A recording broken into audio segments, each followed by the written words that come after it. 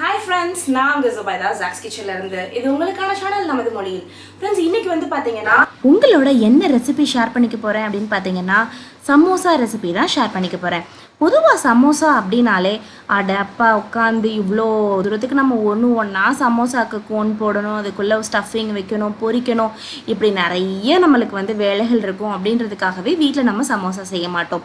இன்றைக்கி ஒரே ஒரு சப்பாத்திக்கு மாவு திரட்டுற மாதிரி திரட்டி கிட்டத்தட்ட 15 சமோசா வந்து நம்மளால் செய்ய முடியும். அவ்வளோ சிம்பிளான ரெசிபி, ரொம்ப ஈஸியான நியூ மெத்தடில் செஞ்சு காமிச்சிருக்கேன். லாக்டவுன் டைமில் வெளியிலலாம் சமோசா வாங்கி சாப்பிட முடியாது அப்படின்ற ஒரு சூழ்நிலை இருக்கிற டயத்தில் சும்மா சிம்பிளாக கிச்சனுக்குள்ளே போனோமா, இப்படின்றதுக்குள்ளே சமோசா செஞ்சு எடுத்துகிட்டு வந்தோமா அப்படின்ற மாதிரியான ரெசிபி தான் இன்றைக்கி உங்களோட ஷேர் பண்ணிக்க போகிறேன். ஸோ இந்த ரெசிபி உங்களுக்கு பிடிச்சிருக்கா அப்படின்றத இந்த ரெசிபியை ஃபுல்லாக பார்த்து எனக்கு மறக்காமல் சொல்லுங்கள். பிடிச்சிருக்கு அப்படின்னா இந்த வீடியோக்கு மறக்காமல் லைக் பண்ணிவிடுங்க. நீங்கள் இதை எப்போ ட்ரை பண்ணி பார்க்க போகிறீங்க அப்படின்றதையும் எனக்கு மறக்காமல் கமெண்ட்டில் சொல்லுங்கள். இந்த ரெசிபி உங்களுக்கு டிஃப்ரெண்ட்டாக இருக்குது அப்படின்னா மறக்காமல் கமெண்ட்டில் சொல்லுங்கள். நான் இதே மாதிரி டிஃப்ரெண்ட்டான ரெசிபிஸ் உங்களோட ஷேர் பண்ணிக்கிட்டே இருக்கேன்.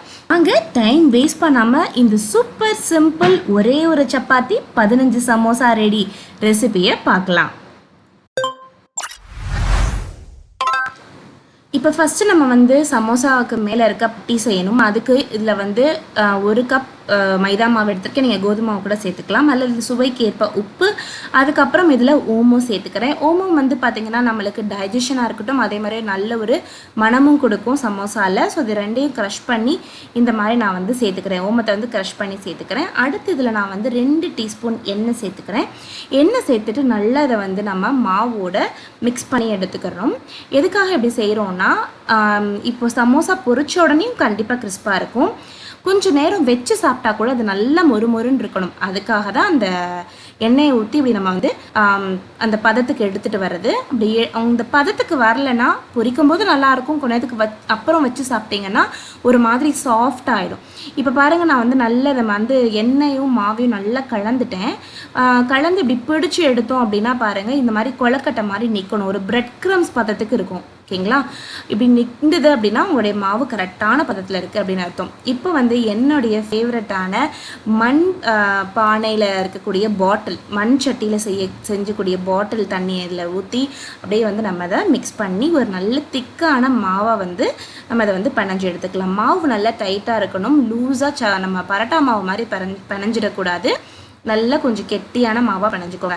இந்த பாட்டில் பார்த்தோன்னே நிறைய பேர் கேட்பீங்க, பாட்டில் எங்கக்கா கிடைக்குது அப்படின்னா நம்மளுடைய ராஷ் குக்வர்ஸில் அவைலபிளாக இருக்குது, நீங்கள் டேரெக்டாக வந்து வாங்கிக்கலாம். இப்போ நல்ல திக்காக வந்து பிணைஞ்சிட்டு இதை மூடி ஒரு 10 நிமிஷத்துக்கு ஓரமாக எடுத்து வச்சிடுறேன். இது ஊறிட்டு இருக்க டயத்தில் நம்ம உள்ளுக்குள்ள இருக்க ஸ்டஃபிங் ரெடி பண்ணிடலாம். இதில் வந்து நான் உருளைக்கிழங்கு இன்றைக்கி செய்ய போகிறேன். நீங்கள் நான்வெஜ் வேணும் நான்வெஜ் செஞ்சுக்கலாம், எதுனாலும் நீங்கள் யூஸ் பண்ணிக்கலாம். இல்லை நான் ஏற்கனவே வேக வச்ச உருளைக்கிழங்கை உள்ளுக்குள்ளே சேர்த்துக்கிறேன். தோலை எடுத்துட்டு, அதாவது தோலை ஃபுல்லாக நான் வந்து நீக்கிட்டேன். அதுக்கப்புறம் இதில் வந்து நான் வந்து சேர்த்துக்கிறேன். சேர்த்ததுக்கப்புறம் இதை நல்லா நம்ம மசிச்சு விட போகிறோம். நல்லா இந்த மாதிரி மசிச்சு விட்டுக்கோங்க. உங்ககிட்ட மத்து இருந்தது அப்படின்னா மத்தை வச்சு கூட மசிச்சுக்கோங்க, இல்லை ஸ்மாஷர் இருந்தது அப்படின்னா மேஷரை வச்சு கூட நீங்கள் வந்து மசிச்சு எடுத்துக்கோங்க. இதில் போடுற மசாலாஸ் எல்லாமே வீட்டில் ரொம்ப சிம்பிளாக இருக்கக்கூடிய மசாலாஸ் தான் இன்றைக்கி நான் வந்து இதில் போட போகிறேன். உருளைக்கிழங்கு வேணாம் அப்படின்னா நீங்கள் இதில் பன்னீர் கூட சேர்த்துக்கலாம். இப்போ இதில் நான் வந்து ஃபஸ்ட்டு சில்லி ஃப்ளேக்ஸ் வந்து சேர்த்துக்கிறேன். ஒரு 1/2 ஸ்பூன் அளவுக்கு சில்லி ஃப்ளேக்ஸ் சேர்த்ததுக்கப்புறம் இதில் வந்து சாட் மசாலா சேர்க்குறேன். சாட் மசாலா இல்லை அப்படின்னா நீங்கள் இதில் லெமன் ஜூஸ் ஆட் பண்ணிக்கலாம். அதிகமாக சேர்க்காதீங்க, கம்மியாக சேர்த்துக்கோங்க லெமன் ஜூஸ். அடுத்ததில் நம்ம சுவைக்கு ஏற்ப உப்பு சேர்த்துடலாம். இதில் 1/2 டீஸ்பூன் மிளகாய்த்தூள் சேர்க்குறேன். ஏன்னா சில்லி ஃப்ளேக்ஸும் கொஞ்சம் காரம் கொடுக்கும் அப்படின்றதுனால மிளகாய்த்தூள் கம்மியாகவே சேர்த்துக்கிறேன். இதில் அடுத்ததில் 1/2 டீஸ்பூன் வந்து மஞ்சள் தூள் எல்லாத்தையும் சேர்த்ததுக்கப்புறம் இப்போ இதை நம்ம வந்து கொஞ்சமாக இதில் வந்து மல்லித்தலை, அதுக்கப்புறம் வந்து கொஞ்சமாக புதினா, இது ரெண்டையும் நல்லா பொடிசாக கட் பண்ணி இதில் சேர்த்துக்கோங்க. இப்போ இது எல்லாத்தையுமே வந்து சூப்பராக மசிச்சு விட்டுலாம். நீங்கள் ஸ்பூனில் மசிக்கணும்னா ஸ்பூனில் மசிச்சுக்கோங்க. நம்மளுக்கு எப்போவுமே கையில் செஞ்சாதாங்க ஒரு ருசி கிடைக்கும் சாப்பாடில். அதனால் நான் வந்து கையிலேயே நல்லா வந்து மசிச்சு விட்டுறேன். இதை மசிச்சு இதை நான் வந்து இந்த மாதிரி ஓரமாக எடுத்து வச்சிடுறேன். இப்போ நம்ம ஊற வச்சுருந்த மாவுமே நல்ல சூப்பராக ரெடி ஆகிடுச்சு. இப்போ நான் அதை வந்து ரோலிங் மேட்டுக்கு மாற்றிடுறேன். இதை மாற்றிட்டு இதுக்கு மேலே கொஞ்சமாக உலர்ந்த மாவு போட்டு நல்லா சப்பாத்திக்கு எப்படி மாவு திரட்டி எடுத்துகிட்டு வருவோம்ல, அந்த மாதிரி மாவு திரட்டி எடுத்துகிட்டு வந்துடுங்க. சரிங்களா? இது வந்து நல்ல ஒல்லியாக இருக்கணும். ரொம்ப குண்டாக வச்சிட்டிங்க அப்படின்னா ஸ்டஃபிங் கம்மியாயிடும், உள்ளுக்குள்ள அந்த மாவுடைய தன்மை அதிகமாகிடும். அப்போ நம்மளுடைய அந்த அந்த சமோசா சாப்பிடும்போது நிறைய அந்த மேலே இருக்க க்ரஸ்ட்டு தான் உங்களுக்கு அதிகமாக தெரியும். அந்த உள்ளே இருக்க மசாலா வந்து அந்த அளவுக்கு நம்மளுக்கு டேஸ்ட் கிடைக்காது. ஸோ நல்லா எவ்வளோ தூரத்துக்கு முடியுதோ அவ்வளோ தூரத்துக்கு நீங்கள் இதை வந்து நல்ல ஒல்லியாக வந்து திரட்டி எடுத்துகிட்டு வந்துடுங்க. இவ்வளோ தூரத்துக்கு நல்ல ஒரு ஷேப் பண்ணியாச்சு.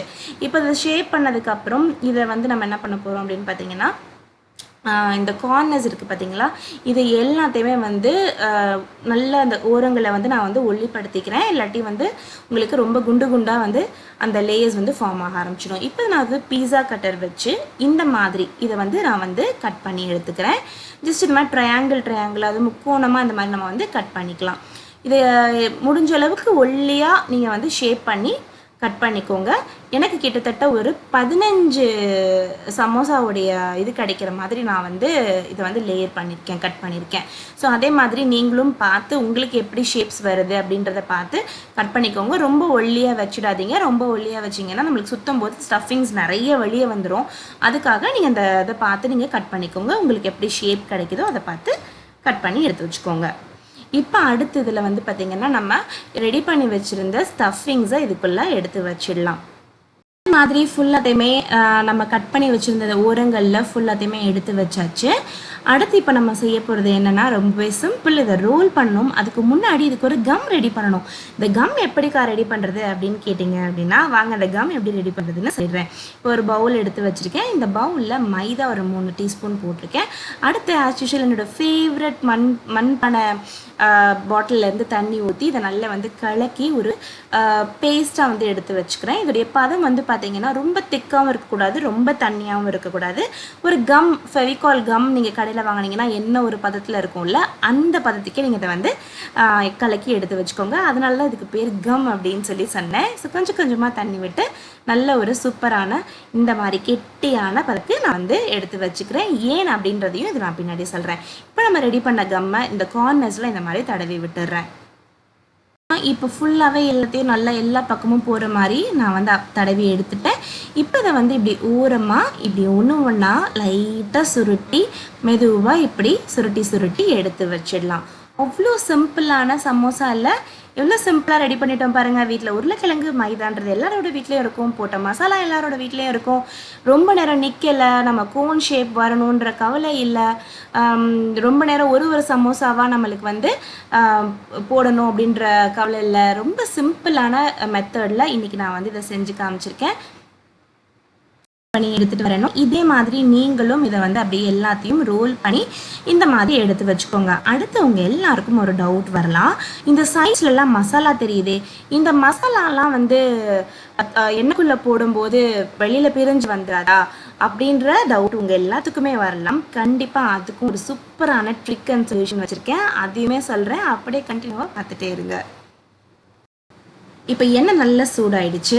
நம்ம கம் ரெடி பண்ணோம் இல்லைங்களா, இந்த கம்மை நல்லா திக்காக ரெடி பண்ணிக்கோங்கன்னு சொன்னேன். இந்த ரீசனுக்காக தான். இப்போ நம்ம ரெடி பண்ணி வச்சுருந்த சமோசா இருக்குல்ல, இதை எடுத்து இந்த ஓரங்கள் இருக்குது பாருங்கள், இது தெரியாத அளவுக்கு இந்த பக்கமும் இன்னொரு பக்கமும் டிப் பண்ணிக்கோங்க. அந்த 2 ஓரங்களையும் இந்த மாதிரி டிப் பண்ணிட்டீங்கன்னா ஃபுல்லாகவே க்ளோஸ் ஆகிடும். இப்போ இதை வந்து எண்ணெய்க்குள்ளே விட்டீங்க அப்படின்னா உள்ளே இருக்க மசாலா எதுவுமே வெளியில் வராது. பர்ஃபெக்டாக இது வந்து குக் ஆகும், கிறிஸ்பியாகவும் இருக்கும், எந்த ஒரு மசாலாவும் லீக் ஆகாது. ஸோ இந்த ட்ரிக் உங்களுக்கு பிடிச்சிருக்கா ஃப்ரெண்ட்ஸ்? மறக்காமல் எனக்கு கமெண்ட்டில் சொல்லுங்கள். அவ்வளோதான், அவ்வளோ simple and super. Jack's kitchen recipes எப்பயுமே simple and super, easy to try and simple இன்க்ரீடியண்ட்டை வச்சு தான் இருக்கும். அது உங்கள் எல்லாத்துக்குமே தெரியும். நீங்கள் இதே மாதிரி நம்ம சேனலை வந்து ஃபாலோ பண்ணிவிட்டு சப்ஸ்கிரைப் பண்ணி சப்போர்ட் பண்ணிக்கிட்டே இருங்க. நான் உங்களை இதே மாதிரி எம்மியான ரெசிபீஸில் சந்திக்கிறேன். இப்போ இது நல்லா ஃப்ரை ஆகுது. மீடியம் டு லோ ஃப்ளேமில் வச்சு சூப்பராக கோல்டன் ப்ரௌனில் வர வரைக்கும் ஃப்ரை பண்ணி எடுத்துகிட்டு இதை ஒரு கெச்சப்போடையோ இல்லை மீன் சட்னியோடையோ இதை சர்வ் பண்ணிங்க அப்படின்னா அட்டகாசமான சுவையில் இருக்கும். என்ன ஃப்ரெண்ட்ஸ், ஒத்துக்கிறீங்களா? இது சிம்பிளான சமோசா ரெசிபின்னு ஒத்துக்கிறீங்க அப்படின்னா மறக்காமல் வீடியோக்கு லைக் கொடுத்து கமெண்ட் பண்ணி நம்ம சேனலை சப்ஸ்கிரைப் பண்ணி உங்கள் ஃப்ரெண்ட்ஸோடையும் ஷேர் பண்ணி என்ன சப்போர்ட் பண்ணுங்கள். நான் உங்களை வேறொரு வீடியோவில் சந்திக்கிறேன். அது வரைக்கும் பாய் பாய்.